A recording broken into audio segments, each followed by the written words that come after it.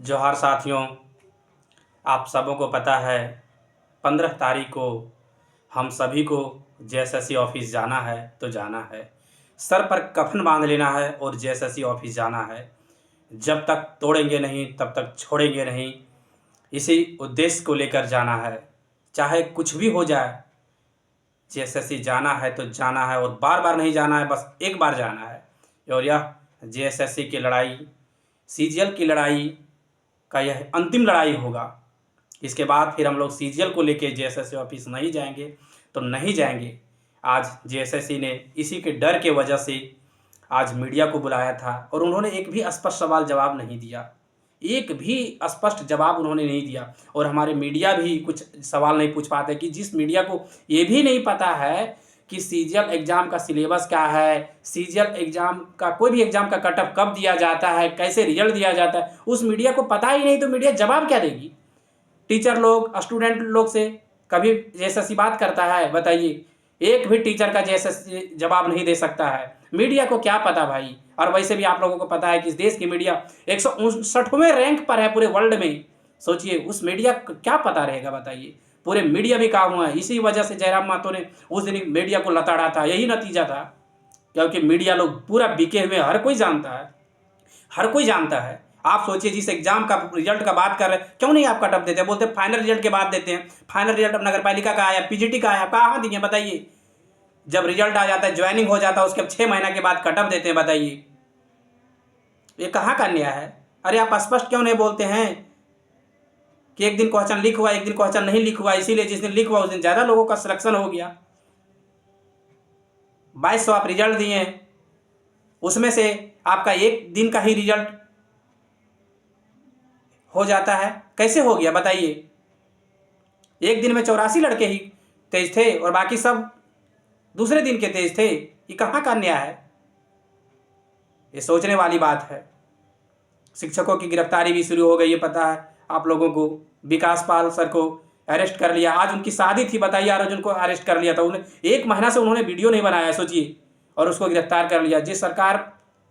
जो सरकार को प्रचंड बहुमत मिला है ना, घमंड में ही सरकार है कि हमको प्रचंड बहुमत मिला है तो हम किसी को भी गिरफ्तार कर लेंगे। ये तानाशाही नहीं चलेगा हेमंत सोरेन, नहीं चलेगा। ये तुम्हारा बाप का राज्य नहीं है। अगर तुम सोच रहा है कि तुम्हारा बाप का राज्य है तो तुम्हारा बाप का राज्य नहीं है। इतना तानाशाही तुमको नहीं चलेगा। तुम भी कानून के दायरे में है। आपकी भी गिरफ्तारी हुई थी, पता है ना?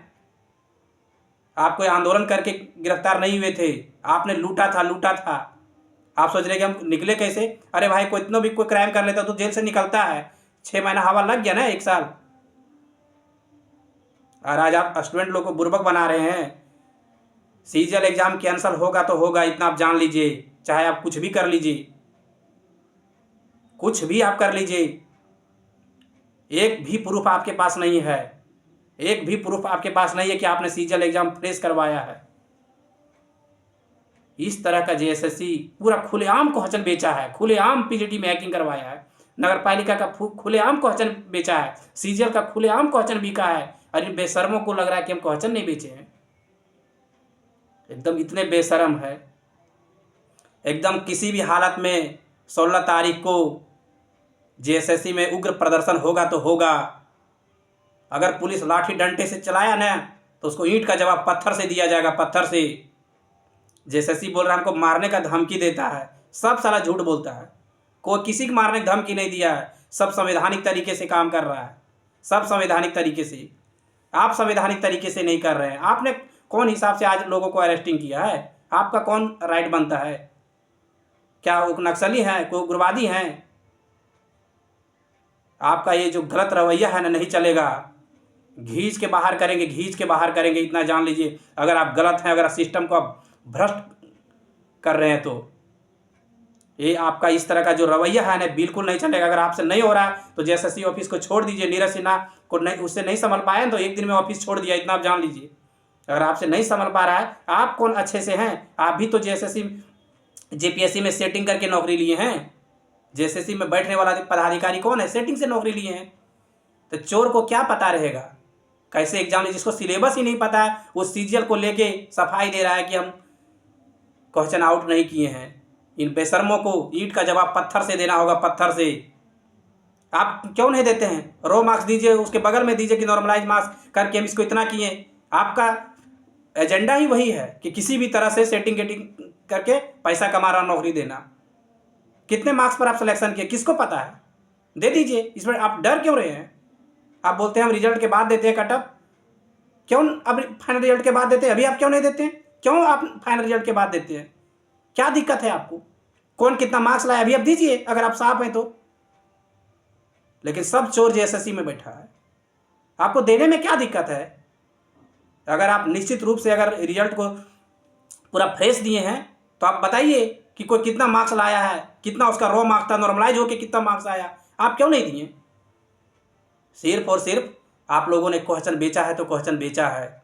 अब आपको जो उखाड़ना है उखाड़ लीजिएगा, जो करना है कर लीजिएगा, लेकिन 16 तारीख को धरना होगा, प्रदर्शन होगा तो होगा, चाहे कुछ भी हो जाए।